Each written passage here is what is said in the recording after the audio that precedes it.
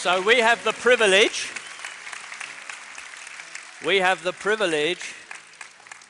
of introducing, to me, one of the most inspiring men, and I'm going to tear up now,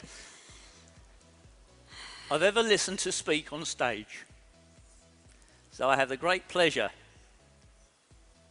to introduce to you Mr. Aaron Rashkin.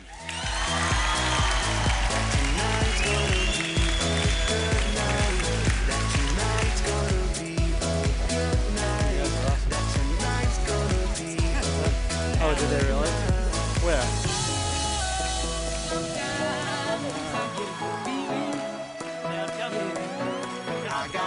Please.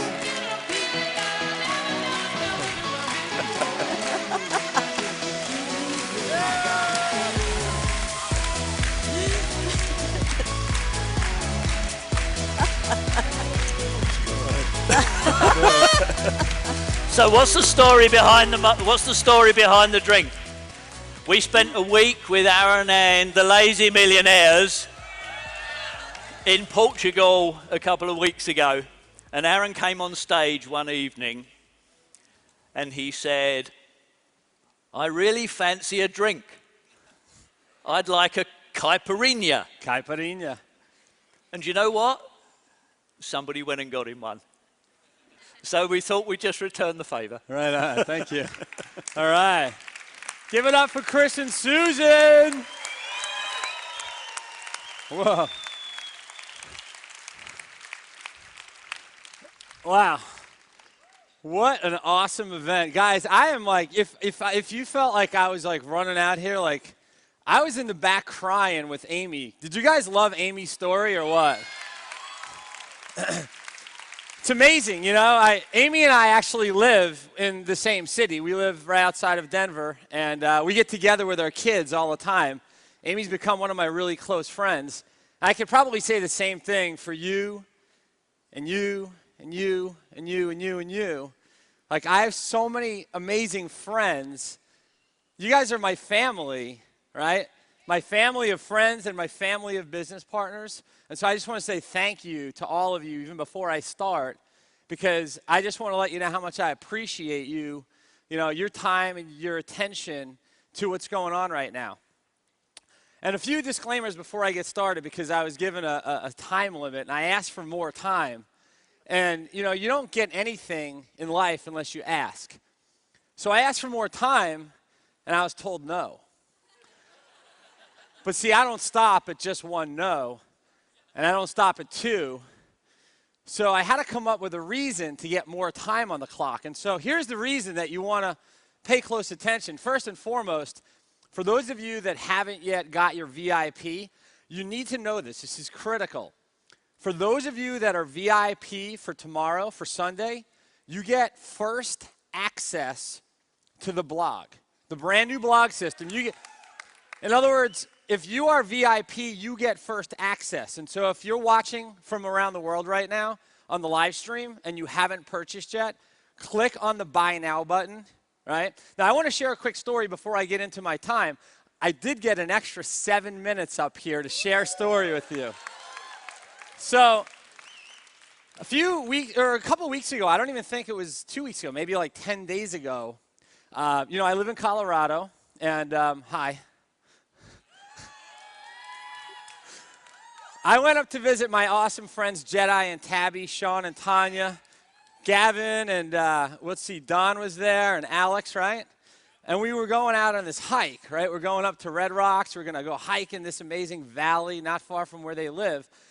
And we got a chance to, hang out, go on this amazing hike. It was a lot of fun. And then after the hike, we went back to their house, and we were sitting around, and we all had our computers out. And Jen, where's Jen? Jen asked me, Jen is Jedi's mom, Jen Owing, she asked me, she said, "Aaron, how did you get started in this industry? How did you get started on the internet?" And I didn't want to tell her, like, my first 15 years of, struggle and failure and success and struggle and failure and success, because that's really what this process is all about. It's about struggle and failure and success. But see, failure is not really failure unless you feel that your time is done. In other words, I'll tell you what failure is. Let me show you, okay? Every time you take a step, you lose your balance, but you catch it with the other foot, right? So every time you step and you catch yourself, you're failing forward, okay? You're failing forward. And see, 6 years ago when I got online for the very first time, I didn't know anything about blogging. I didn't know anything about traffic or leads or sales. All I knew is that I had a story to tell. How many of you have a story to tell? Right? Change it. Change it. Reframe from blogging daily, right? If you have a difficult time blogging daily, which is really what my entire time spent with you today is going to be, we're going to be talking about, right? Developing the disciplines to be successful, right? But if you have a story to tell, that's all you're getting paid to do. You're getting paid for your ideas.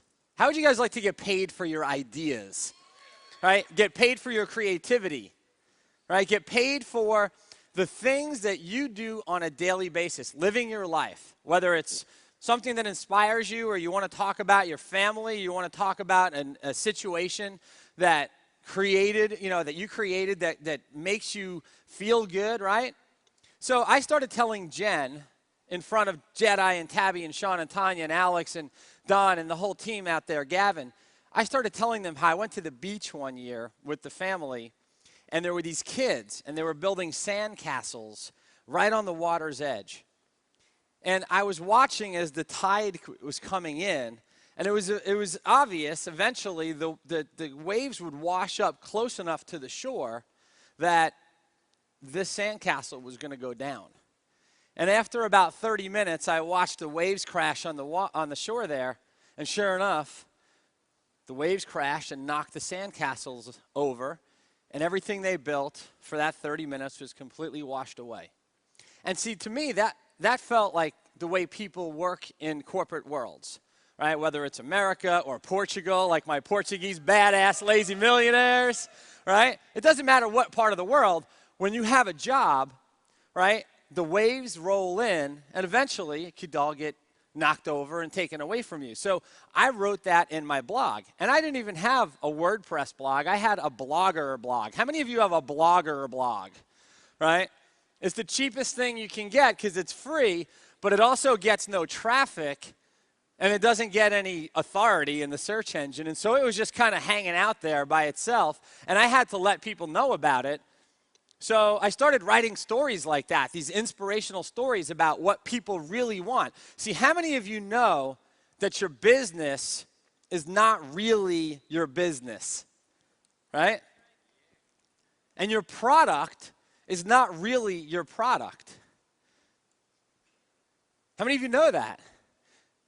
See, your real product is people. And when you learn more about people than you learn about your product, then you just learned about the real product that we market, which is change.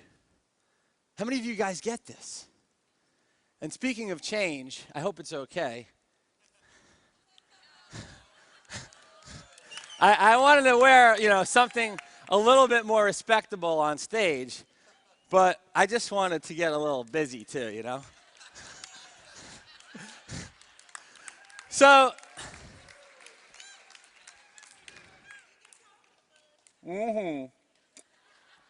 I'm getting comfortable, bud. So here's what's interesting about change is that we all seek change. And see, I really know nothing until I know something. And I know nothing until I know something about myself. So you have to know yourself before you can know other people. You have to get to know who you are before you get to know who other people are. And the object of learning how to market, right, it's to reduce the tension and increase the cooperation with the people who you're marketing to, right? That's the key to this whole thing. Now, you can start my time if you want because I'm done with my first 7 minutes. And here's what I want to share with you. It's a very interesting thing. How many of you made a really great commitment while you were here this weekend? How many of you made a commitment to take your business to a whole new level? How many of you had a breakthrough so far in the last, day or so, right, about your own success? How many of you have come up with a new idea to implement into your business? Just one. Just one. One idea is all it takes. Now, here's another question. By round of applause and scream and shout and holler, who's going to act on their idea when they get home? So, this broke, jobless man decides to walk into the Microsoft home office. And he goes in there because he wants to see if he can get a job. And he begs an appointment with the HR manager, the human resources manager. And he says, I need to get some money coming in because I have kids and a family at home, and I need to get a job here. And he got an appointment with the HR manager. And the HR manager said, well, before we can give you an interview, we give you a little test. Out this door is a closet. Go grab a mop.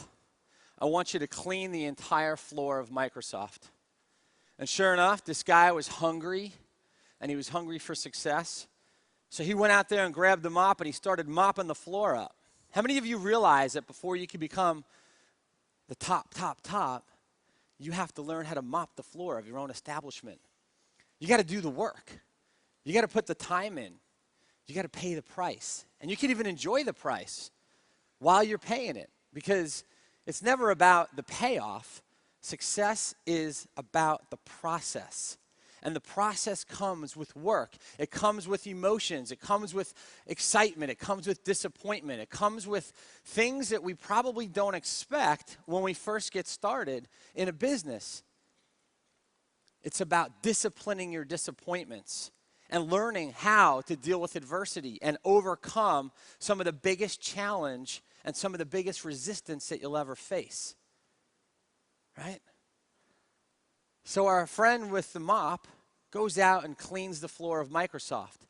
And he does such an amazing job that he gets an appointment with the HR manager. And he sits down, and the HR manager says, sir, you did a great job. We're impressed. Give me your email address, and I'll send you the application and then a time to come back and report for your first day. And the man looks up at the HR manager and says, well, I don't have an email address. And the HR manager says, you don't have an email address? He says, well, if you don't have an email address, then you certainly don't exist. And we can't hire somebody that doesn't exist. And so the man left. He didn't get the job. So he had to think about what he could do next. And see, in our business, there's two ways to be successful, right? Because you could buy and then sell, or you could sell and then buy. And you may not understand that for this moment, but I'm going to share with you how you can. So this man has about $10 to his name, and he's got a family to feed, and he's got a house to take care of, and he's got a lot of commitments and a lot of obligations. And so what he does is he goes over to the grocery store, and he buys $10 worth of tomatoes. And he goes out, and out of the trunk of his car, he starts selling them. He starts knocking on doors. He walks around his neighborhood, and he sells tomatoes to his neighbors and his friends and the people that he was meeting along his journey. And by the end of the day, he turned his $10 into $20. And so he thought to himself, you know what? This works. I just turned $10 into $20. So the next day he goes back and he buys $20 worth of tomatoes, and he drives a little further and a little faster, and he goes, knocks on doors, and he goes into new neighborhoods, and he sells $20 worth of tomatoes, and he comes home with $40. And the next day, he goes back and he does it again. He goes to the store in the morning, he buys $40 worth of tomatoes, and he comes home that night with $80. And he completely turned his $10 into $80 in 3 days, and he thought, well, you know what? Maybe if I get a little bit more stock and a bigger car, I could really make a business out of this. So he went out and he got a bigger car, and he got a truck, and he filled it up with tomatoes, and he went out and he sold them. Then he had his wife get a car. They used her car, and so they both went out and they made it work. And they were buying tomatoes and they were selling them all over town.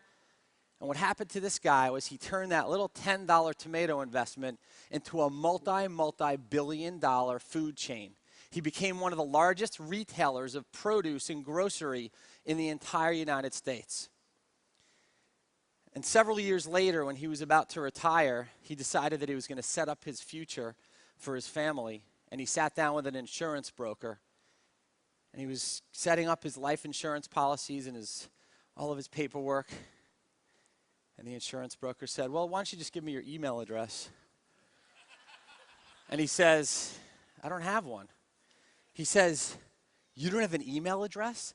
You built one of the largest food chains in the history of our country, and you became a billionaire. And you don't have an email address? Could you just imagine what you would have been if you had an email address? He says, yeah, I could have been an office worker at Microsoft.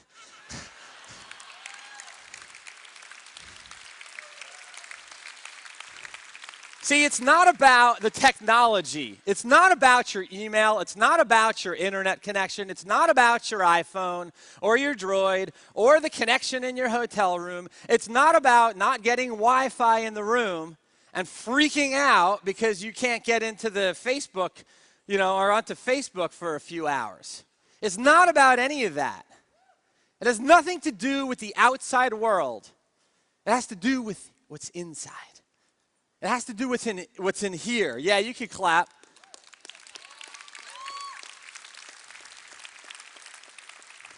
Because at the end of the day, when everybody goes home and you're back in your hotel room tonight, or maybe you're going back home tomorrow or Monday or Tuesday or whenever you go back, right? See, when the motivation, how many of you are motivated right now? How many of you feel that, right? See, when the motivation wears off, what you have left over is your commitment, right? And see, 20 years ago, when I moved out to California, do you know that Brian and Rhonda Swan, Amy Allen, and myself lived on the same block? Did you guys know this? We all came from the same area of San Diego, Pacific Beach, California, and we all lived there around the same time. Could you imagine we had 3, 6, and 7-figure earners in one block of San Diego, California, and we didn't even know each other? We had no idea. Isn't that cool, though? But, it's funny, right, Amy? 20 years ago, when I moved out to San Diego, because I was out there to pursue my dreams, right? See, I grew up on Long Island. I call it Strong Island. And it was like, I lived right near Justin Ferengio. We found out a couple of years ago, and he came out to visit, right? He and Dee came out to visit. We actually lived in the next town over. I had no idea. It was amazing to realize that, like, this connection that we had, and it probably stemmed from before we even knew each other, right? We grew up in the same city, right next door to each other. And see, I moved out there. I wanted to move out to California because I had this dream that that's where I could be free. I was far away from my family. I had to create a new life. I wanted to make new friends. I wanted to be in a place that I could be myself, right? Because I was tired of the judgment. I was tired of the people that pointed fingers. And there's, if you talk to most people, there's a lot of blame, there's a lot of shame, and there's a lot of justifying going on, right? And what people really want, if you think about it, what people really want more than anything is they want to be validated. They want to be told that they're good enough. How many of you feel like you want to know that deep down that you could do this and that you're good enough to be successful and that you're good enough for love? See, some of you still don't think you're good enough to be loved. Kind of like Amy's story where she stayed in an abusive relationship. I've been in a lot of relationships over the years, and I stayed for the wrong reasons.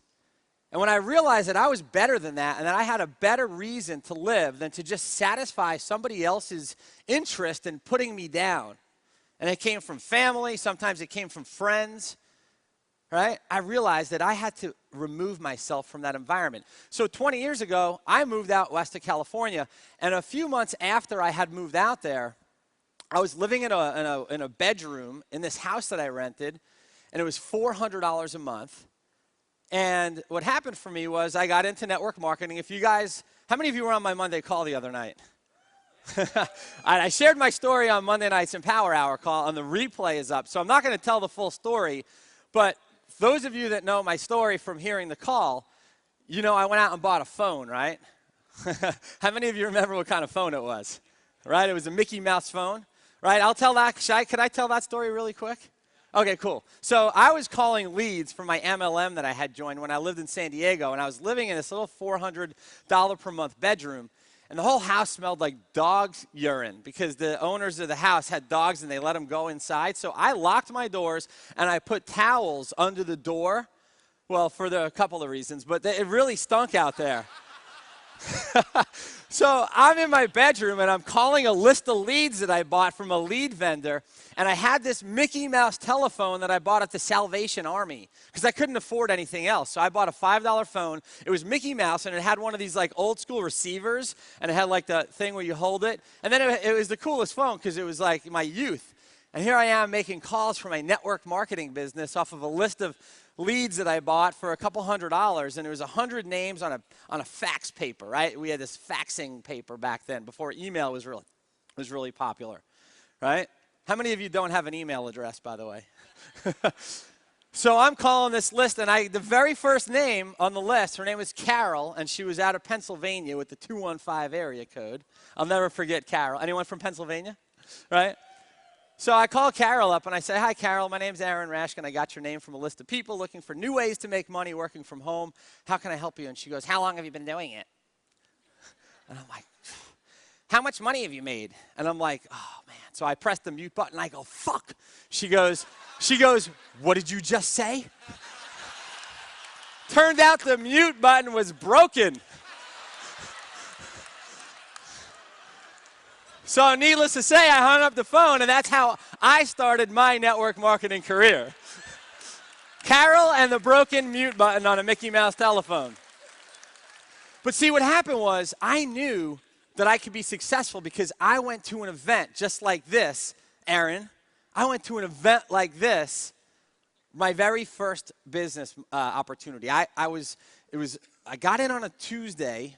And on Friday, there was an event in Dallas, Texas, right? And so I had 3 days to come up with money to get a flight and get a hotel room and get a ticket to the event. And I had to get that product, right, so I could be a part of the company. And I had 3 days to come up with the money. And so what I did was I got all my resources together. I got every tomato out of my refrigerator. Literally, I went and got all my CDs. I got as much old clothing. I got old stuff that I hadn't worn in months. And, I trucked it all out to California. And I took all the stuff and I went to the CD traders and I went to the clothing, or Buffalo Exchange it was called. And it was like an old clothing store where you could just sell all your clothes. And I got just enough money to get on a plane. And the way I did it was I drove to Anaheim to the John Wayne Airport, right up the 5 from San Diego, and I went to John Wayne Airport and had $300 cash. And I gave it to my sponsor, and he said, "Do you have a ticket?" And I said, "No." I said, "That's why I came to the airport." I said, "Take my cash. Please buy me a ticket on your credit card." And he took care of me. He got my ticket. So I got on a plane. I went to the event, and I had a little bit of money. And what I did was back then I was selling my own private label sports supplement product. I created a line of protein, creatine, meal replacements, fat burners. I did this so I didn't have to get a job because, like so many of you, I knew that I was never going to get paid what I was worth. And so I sold whatever I could to make enough money to get to that event. And I brought some of my own product with me. I brought some protein in a plastic bag, a Ziploc bag. And what I did was every day when all the leaders and all the people that I was meeting at the event went to lunch, I would go into the bathroom or to the water fountain in the lobby with my shaker cup and my protein, and I would mix up a little protein, and then I would go into the restaurant wherever they were eating, and I would go to the salad bar, and I would steal tomatoes and lettuce. And I would go over to the condiment station where the waitresses and servers were all with their stuff, and I would mix up some mayonnaise and ketchup. That was my salad dressing.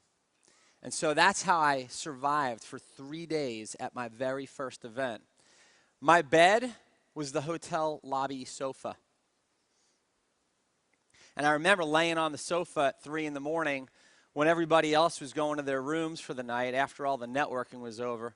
And I remember laying there with my duffel bag across my chest on a sofa, flat, stretched out, trying to catch some sleep until 6 or 7 in the morning when everybody came back downstairs.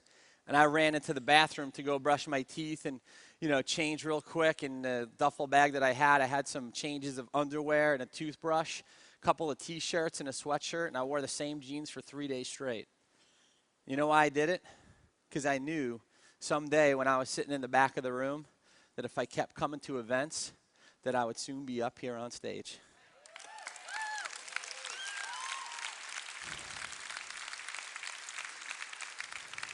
See, events work, right? They give you the motivation, right? But it's your commitment that's left over when the motivation wears off.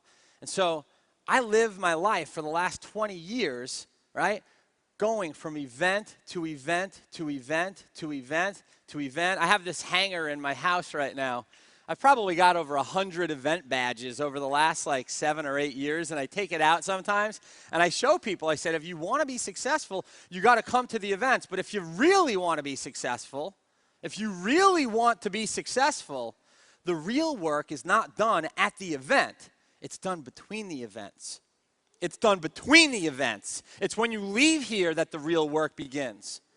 Because it's not about internet marketing. It's not about blogging. It's not about getting paid for your ideas. It's not getting paid for your creativity. It goes back to the one thing that we all seek to achieve every moment of every day, and it goes back again to change. And when you know that you're in the right place at the right time with the right people and for the right reasons, it's easy to change because the people around you are changing. It's easy to grow because the people around you are growing. How could you not grow by being in an environment like this? See, if you just went home and you did the work that you know you're supposed to do to make the lasting change that it takes for you to become the person that it takes for you to get to the next level of success. Because your next level of success demands a new you. Do you guys get that? If you heard that, say aye. Your next level of success demands a new you, right? Not me, you, right? It's important to understand that. So no matter where your income is, no matter where your personal life is, wherever your financial status is, however much money you have in the bank account or don't have in the bank account, it doesn't matter what you do for a living, if you have a job or you're a career person or you have your business. If you want change, if you want things to be different, right? For things to change, you have to change. You can't go back home after this event and go back to the same fucking routine that got you here. If you go back home, right now I'm spitting on the front row. With me, you don't just get the news, you get the weather. Okay, but if you go back home and you go back to the same routine that you've been doing for the last 3 months that got you here, you're blowing it. You're blowing it. So how many of you are going to do something different when you get back home on Monday, on Tuesday, to make a change? Right? They say the definition of insanity, right? Doing the same thing over and over and over and over and expecting different results, right? You guys know. It's like I'm preaching to the choir. But here's what's interesting about the preaching to the choir. You want to preach to the choir because they're already singing the gospel. Why preach to the people who don't understand the word, who don't understand what they want? Why preach to people who don't get it? How many of you realize that you have to get the right message in front of the right person at just the right time? And it's all about timing. It's all about timing. See, our lives are so busy, right? Our lives are so busy. We have so many distractions, right? It's like over here, it's like, oh, shiny. You know, we see thing over here. We're like, we see thing over there. It's like we get distracted all the time. Yeah, I'm moving to my drink, by the way. See, the lower this gets in the glass, the more fun we're going to have.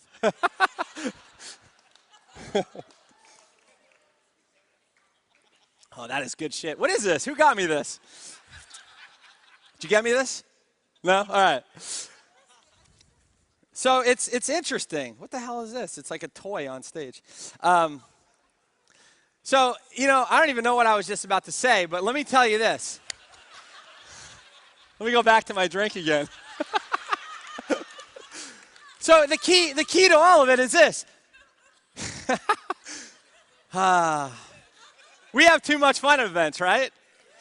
We have too much fun. It's funny. It's like, why do we come to events? Because we get to hang out with awesome people. Like, we don't really work at events. Like, we kind of like work the room and shit, but we don't really work at events. Like, I hope you're not going back to your room and like sitting there for like 3 hours tonight. We want you guys to have fun, connect with people, right? Hang out, hear the stories, right? Get together with people that you never met before. Like, be completely unreasonable. Set some new expectations. Go meet somebody that you never met before. Go shake someone's hand. Ask them to give you a kiss or something. Like, go meet your future spouse. Go meet somebody that you can love tonight. Do whatever the hell you want to do.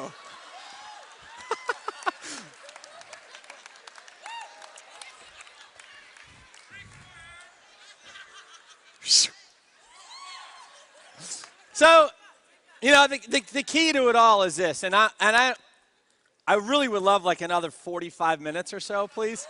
Is that okay?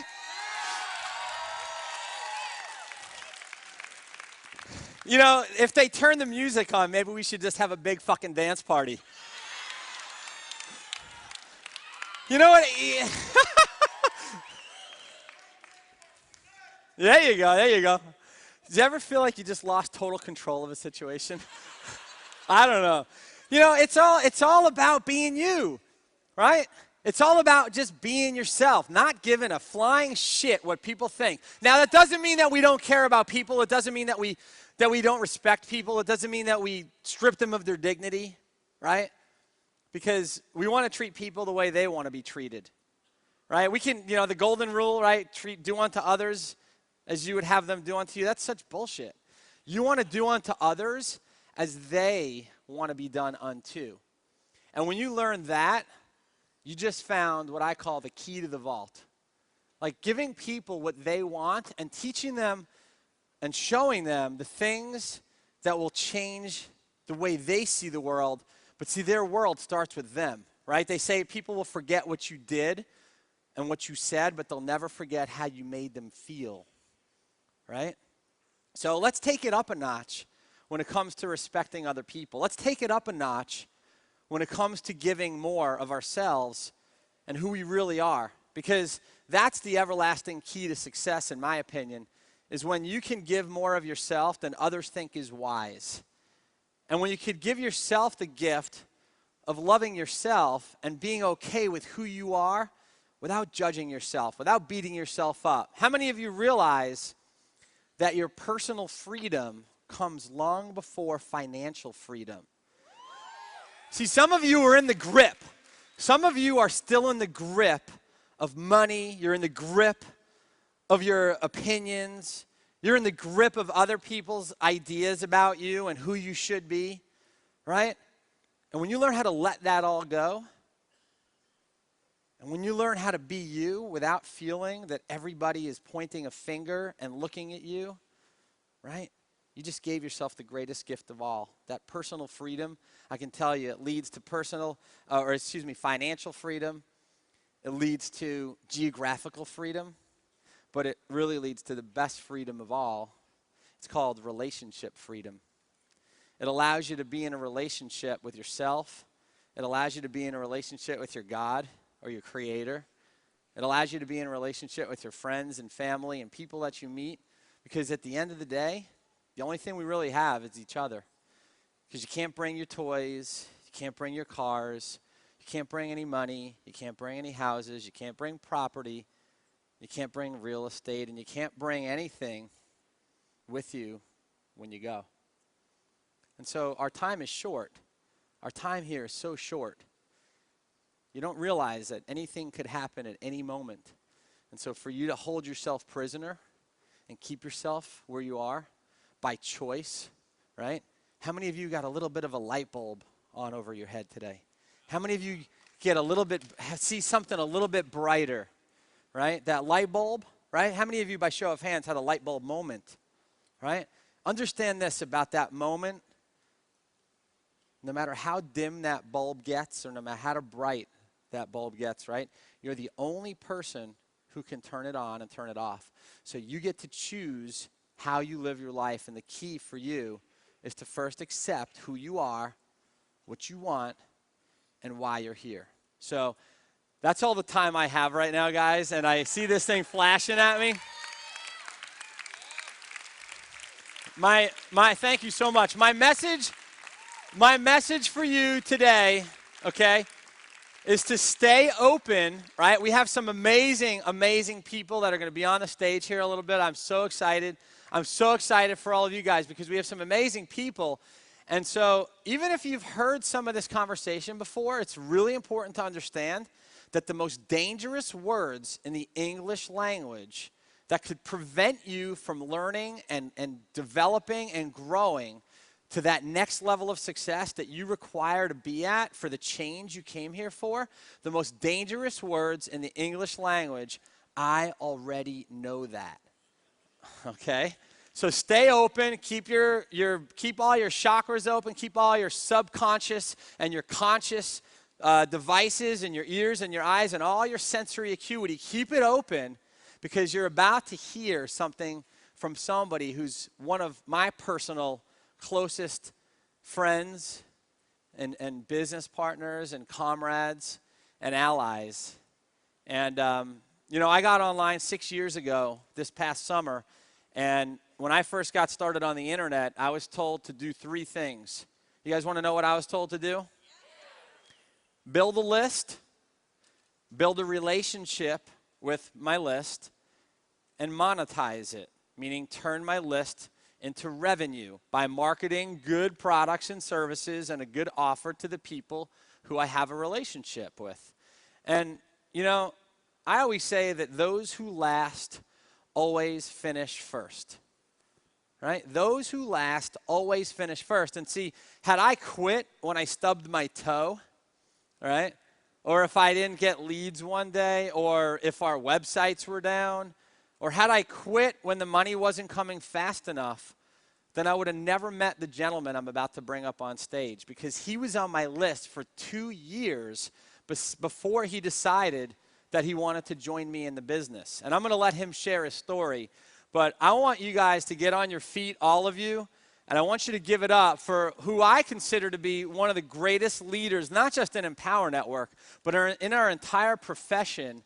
He's one of the most amazing thought leaders I've ever worked with. And he not only inspires thousands of people around the world on his own team, but I know he's inspired tens of thousands inside Empower Network. And he's one of my greatest assets because he gives me so much fuel to get better so I could be better for him and I could be better for all of you. So guys, give it up for my awesome friend from Portugal, Silvio Fortunato.